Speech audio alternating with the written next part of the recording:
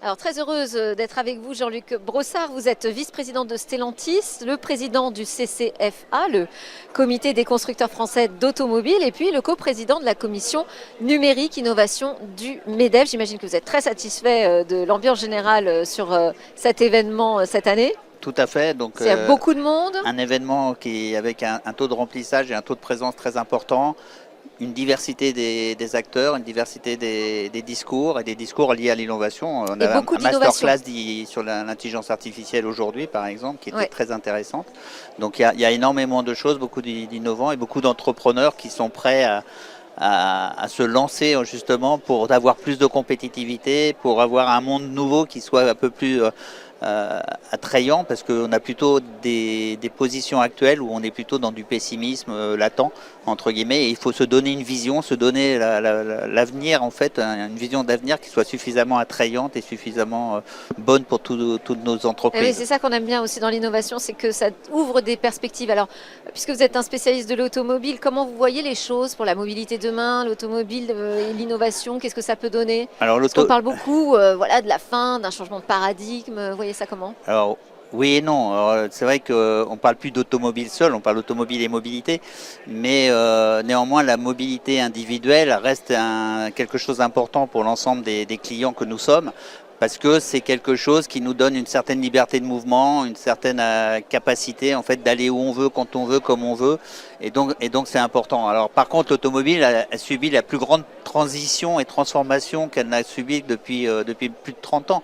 Une transition qui était d'abord écologique et énergétique, avec en particulier quand on dit qu'on a comme objectif en 2050 d'être net zéro entre guillemets en contribution carbone, ça veut dire qu'il va falloir passer probablement à une forte électrification de la mobilité individuelle, et c'est quelque chose sur lequel on travaille énormément et sur lequel on a déjà investi et sur lequel on continue à investir. Alors le problème, c'est qu'il faut y aller vite. Le réchauffement climatique, maintenant, il n'y a plus beaucoup de gens qui disent que c'est une fake news et qui sont négationnistes. C'est une réalité, on le vit tous les jours.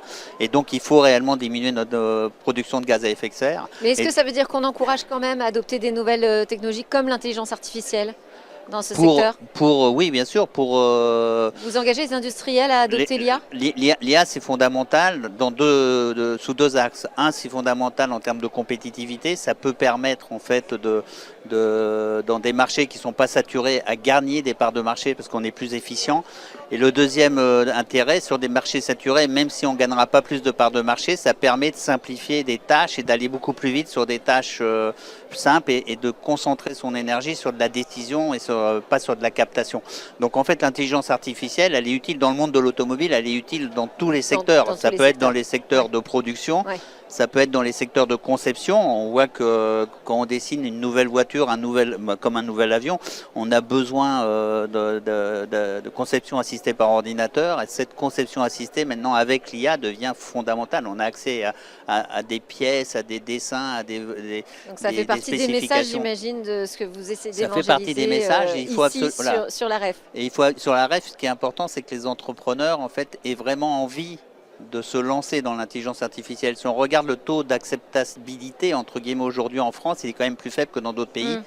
On parle, les chiffres sont toujours critiquables, mais on disait une trentaine de % de gens disent prêts à aller vers l'intelligence artificielle dans son entreprise, alors que dans d'autres pays comme aux États-Unis ou en Chine, on parle de 60% en fait. Donc on a un retard d'application, et donc le rôle du MEDEF là est important dans ce cas-là pour sensibiliser les entrepreneurs à la valeur ajoutée en fait de cette nouvelle technologie et de ces nouvelles technologies, à les sensibiliser aux risques, parce qu'il y a énormément de risques sur la crédibilité et la vérité de l'information. Il y a du risque sur la cybersécurité, donc des risques sur la propriété intellectuelle. Donc il y a plein de risques, il faut les sensibiliser.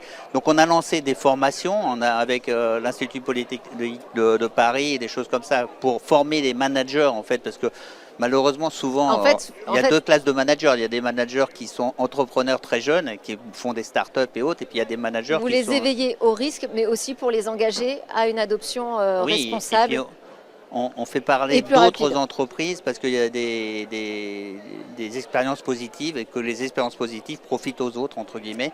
Et donc on a réalisé, je ne sais pas si vous le savez, l'année dernière, le Tour de France de l'intelligence artificielle, où on a fait plus on de 30 en a parlé. points. Voilà. Et même, Et on donc en a parlé. dans le Tour de France de l'intelligence artificielle, qui s'est terminé au World Summit en février, et donc à Paris c'était le 4 février, le Summit était le 11 février 2025, on a absolument fait une sensibilisation forte. Merci beaucoup Jean-Luc Brossard. Merci.